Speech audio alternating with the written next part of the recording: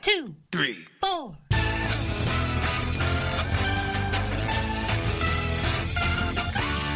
Monster movie. Fun time, go! Monster movie. Fun time, go. Monster Movie. Fun time. Go! Monster movie. Fun time, go. With Precious D and Honeybee. Fun time, go! Ladies and gentlemen, boys and girls, friends and neighbors, welcome back to Monster Movie Fun Time Go. 31 Days of the Dead.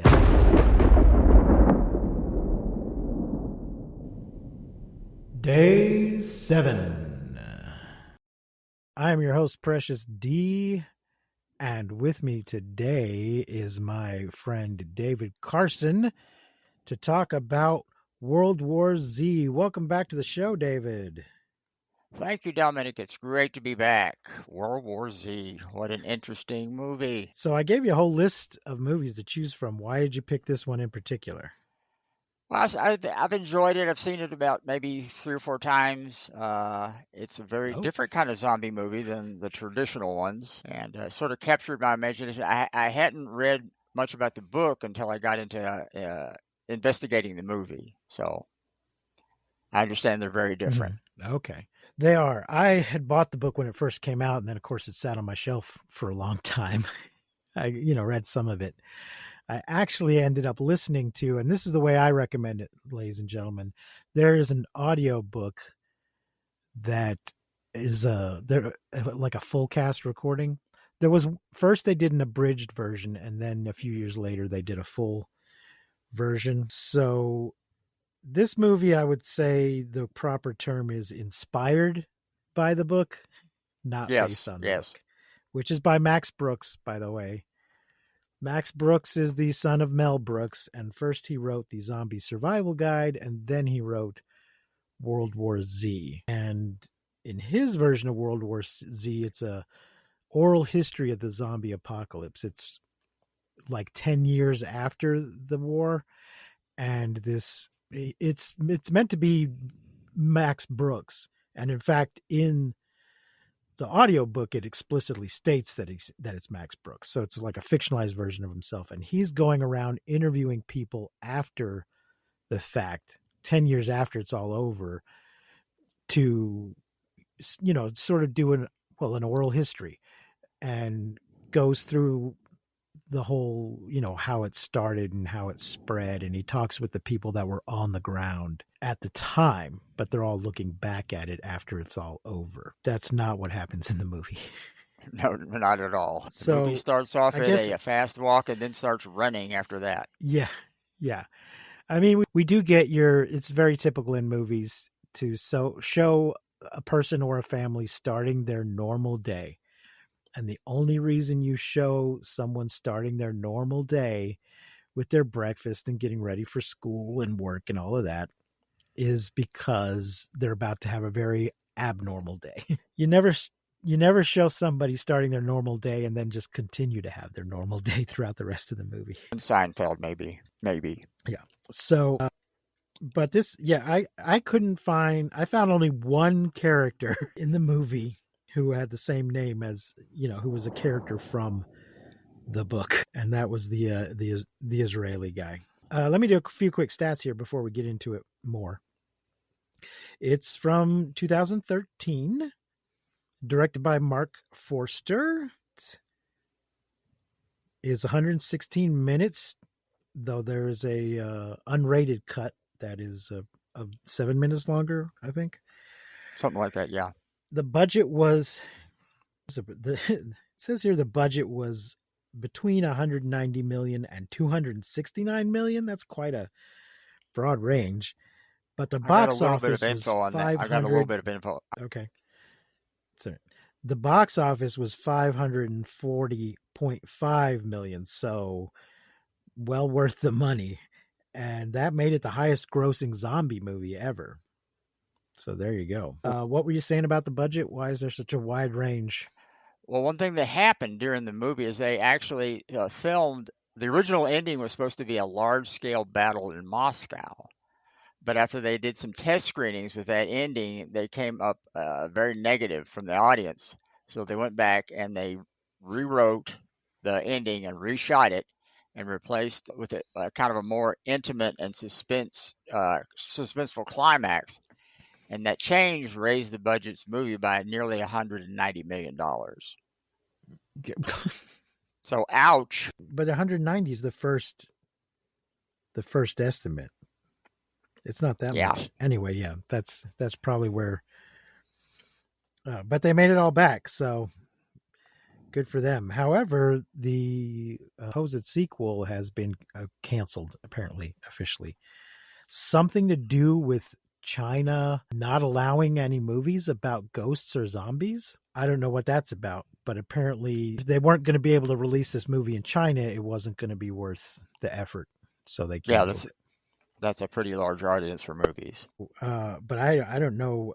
I haven't been able to look into what that is about why is the government outlawing movies about ghosts and zombies. That's weird. I don't know. So this movie, rather than being a journalist gathering stories after, it's Brad Pitt, who was some kind of UN investigator trying to help them figure out what's going on as it's starting. There are a few things in here that are from the book, just, him going around to different parts of the world and trying to figure out where the outbreak started. The original script was by J. Michael Straczynski, the Babylon 5 guy, but apparently they just threw that whole script out, and then so I'm guessing his script was closer to the book, and then they threw it out, and we ended up with this.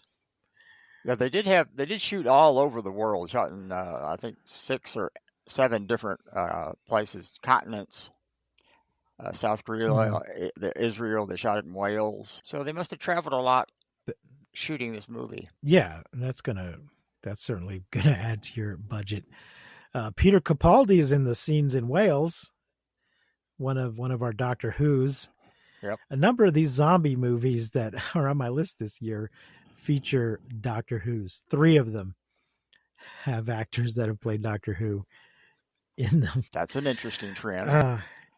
Yeah, was there any particular parts that stood out to you, parts you liked the most? Well, one of the things is how fast the zombies move. In a lot of the zombie movies, they either lurch along or kind of trot along slowly, moving around.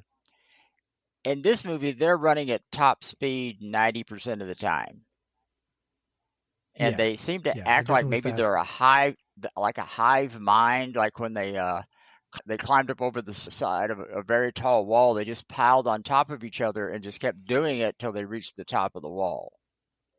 So very different kind of zombie than the traditional movie. Well, there is a little bit of that in 28 Days Later and 28 Weeks Later.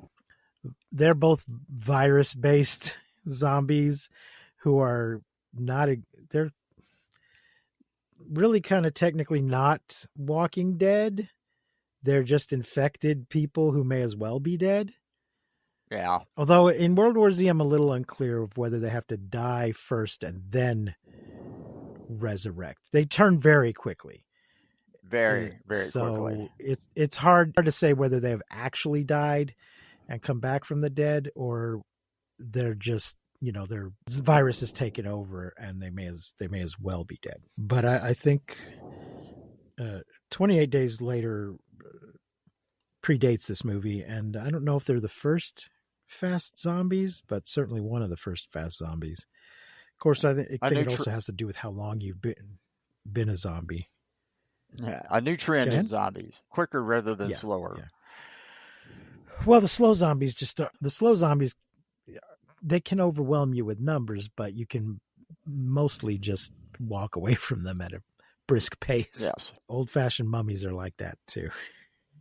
Yeah. One scene I found particularly tragic and sad was the scene with the zombies going over the wall, because of why they're going over the wall. Yes. It's in Israel. Israel figured out what was going on very early, and they put up a wall. But they're letting refugees in, including, Muslims, Arabs, people they're traditionally at war with. they're letting them in because every human we save is a zombie we don't have to fight, is what the guy says. Yes. And there's a scene at the refugee gate. The people coming in, they're so happy to be there, and the people letting them in are so happy to have them that they all start singing together. So you have these Muslims and these Jews celebrating together, celebrating life together, and just being happy to be together, which is just such a beautiful idea. But they're making too much noise, and that attracts the zombies outside the wall. I just thought that was devastating, that their humanity and their finally having found a peace with each other is what brings about the fall of the city. I thought that was pretty Yes. fucked up. Pretty Little tragic. bit. You mentioned the things that happened in Israel, and one thing that I found interesting is they use a thing called the 10th man rule. And what that is, if you Yes. have 9 people who agree on something, then there must be a 10th man who looks at it from completely the opposite direction. And that's the Yeah. strategy that Israel took to build the wall to protect itself, which then failed because of celebration. That is kind of sad. Yes. It was the 10th. In this particular situation, the 9 men thought the reports they were hearing of zombies were not literally zombies. So it was the 10th man's obligation to assume that they actually meant zombies and to think about what to do from that perspective. And I do think that's an interesting approach. Yes, the 10th man is obligated, whether he personally believes it or not, is obligated to take the contrary opinion just in case. Because in the past, they had said to themselves, oh, surely this won't happen, and then it happened. Yes. Basically, it's somebody's job to prepare for the worst. It worked I feel for a like little maybe while. that part might have actually been in the book. That part, I think, is actually from the book. The idea that Israel were the first to figure out, or at least early ones to figure out what was going on and walling themselves off. So there are some of the ideas of the progression of the infection and such from the book do make it into this movie, but the format and the mode of storytelling is completely different. And the ultimate solution, I think they pulled out of their ass. Maybe it was a little bit ingenious, but yeah, okay. I'm just saying I don't think it was in the book. I don't think Okay. that solution was in the book. Which is the zombies seem to ignore. So it's all very much about the virus trying to spread itself as if it were intelligent. Or at the very least, very aggressive. Yeah. And the infected they will ignore people that are not healthy and pass them by because it needs a healthy host in order to propagate and spread itself further. So their solution is to purposely infect themselves with something that they can cure, that they know they can cure, but something that would be fatal if it's not cured. And this will act as a camouflage, and the zombies won't be able to see them or to sense them. Which, sure, it's a movie. Sure, I'll buy that. But in reality, you can get infected with more than one thing at the same time. It can happen. One virus isn't going to ignore you because there's another virus there already. They'll just get inside and battle it out, I guess. It was Pretty their sure solution for the movie, and I guess they just went with it. Yeah. I mean, that's another thing that the movie wanted to have a nice, tidy solution in a relatively short amount of time. Because I believe in the book, the war itself goes on for about 10 years, and then the book takes place 10 years after the war has ended. So it wasn't a quick, neat Yeah, because we talked about it a little bit earlier that the original ending was a big battle in Moscow, but it didn't test well with audiences. So then they went for the solution that they did, which was infecting somebody with a disease, and then the the zombies just run right past. Yeah.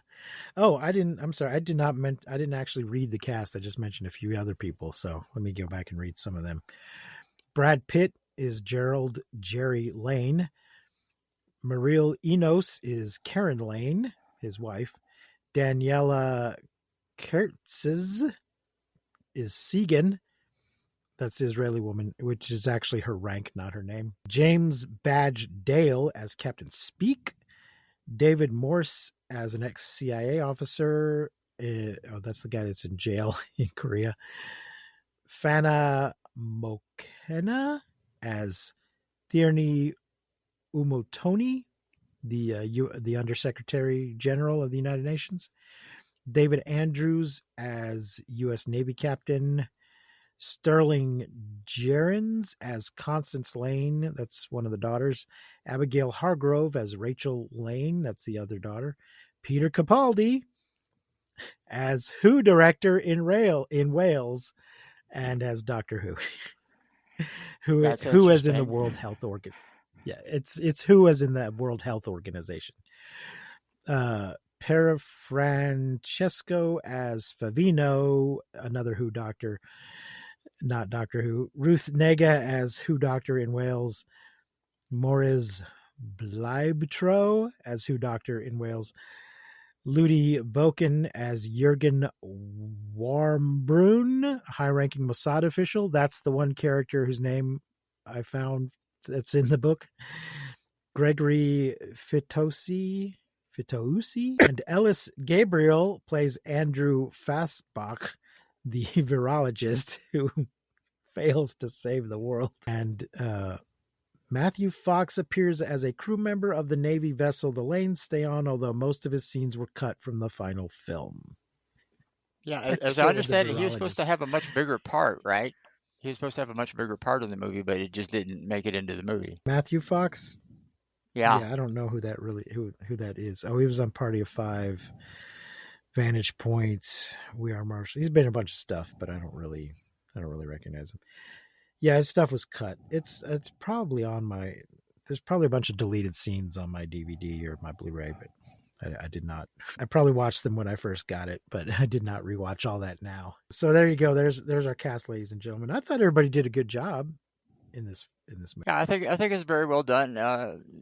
Very fast paced, that's for sure. Yeah. Probably the biggest. I was gonna say probably the biggest zombie hordes that we've seen. Some of the Resident Evil movies might have equally large zombie hordes. It's kind of hard to say for certain. Some pretty big hordes in Resident Evil. Yeah, that's true. So, and the effects are pretty good. The zombie, the look of the zombies, the zombie effects are good. Trying to think if there's any other particular scenes that stand out. Oh, the virologist, the scene with the fucking virologist. So, Jerry doesn't want to come back to work. He wants to be with his family. They're like, we really need you to, you're our man. You're the only one that can do this, and we'll keep your family safe. And they evacuate them. Gosh, there's a whole thing with them trying to get out of the city and these people they meet, and that's all very tragic. But they get evacuated to this ship where the UN and the military is trying to figure out what to do. And there's this genius virologist that they want Jerry to accompany while he goes boots on the ground to try and track things down.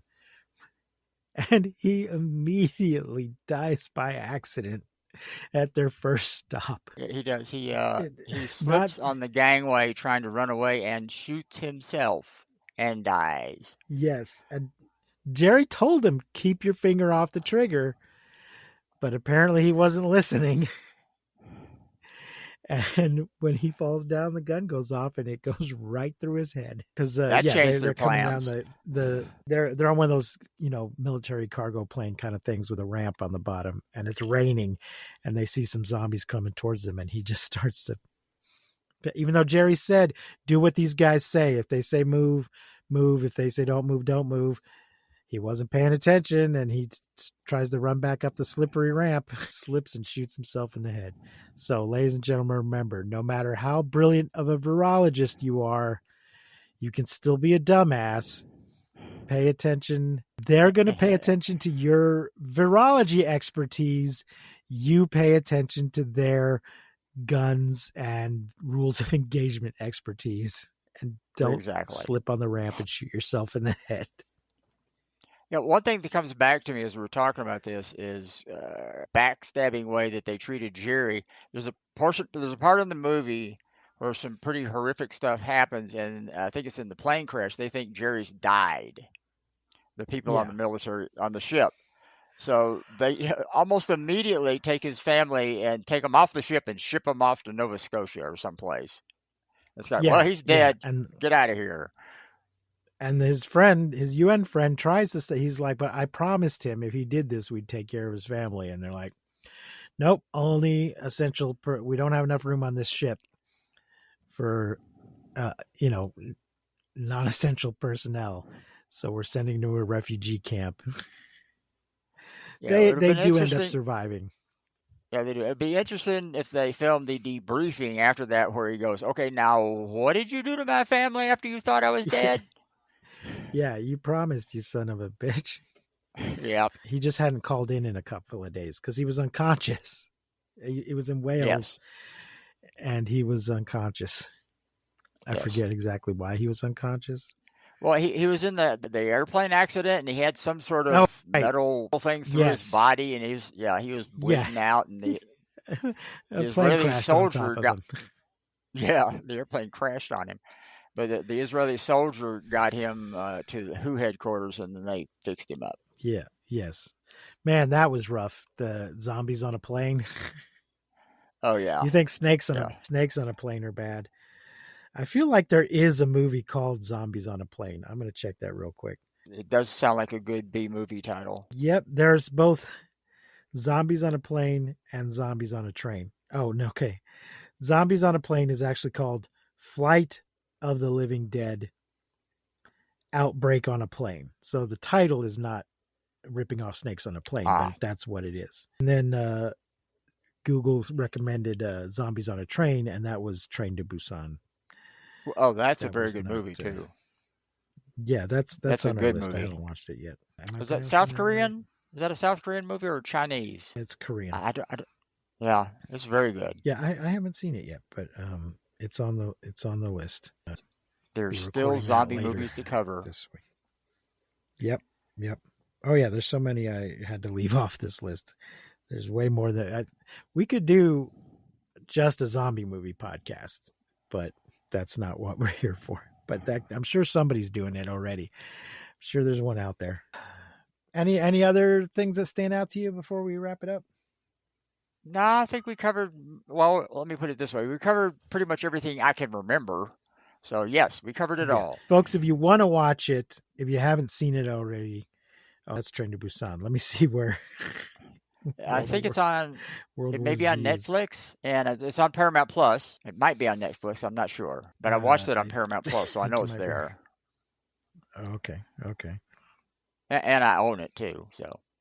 Yes. It is on Netflix and Paramount Plus and Sling. And I just watched my physical copy of it. There you go. And I also own I watched my physical copy because it's the unrated one, but for some reason the one on my Vudu is not the unrated one. And I don't know which one's on Netflix, but the unrated is just more, it's still the same movie. There's just a little bit longer. So David, we're using a five brains score scale this year. So how many brains do you rate World War Z? I think I need to go a little high on it and give it 4 brains because of it. It's really an action thriller, and it does do a good job at doing that. So 4 brains. Yeah, I think to me it's just rating it on its own. It's I think I would also give it 4 brains.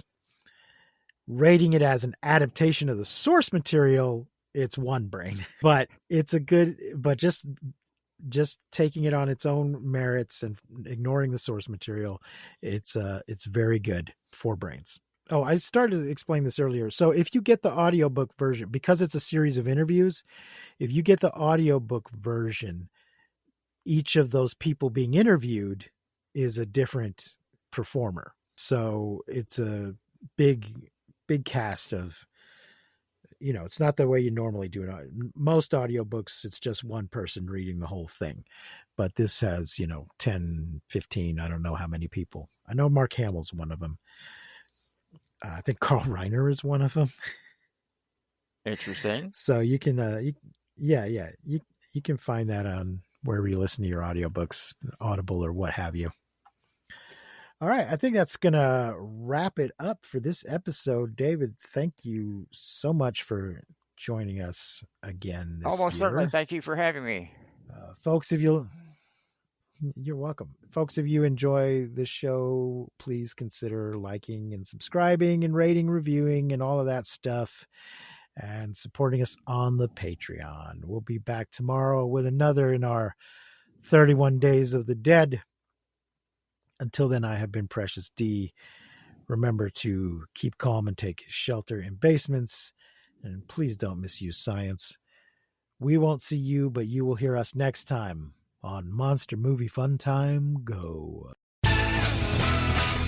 You've been listening to Monster Movie Fun Time Go.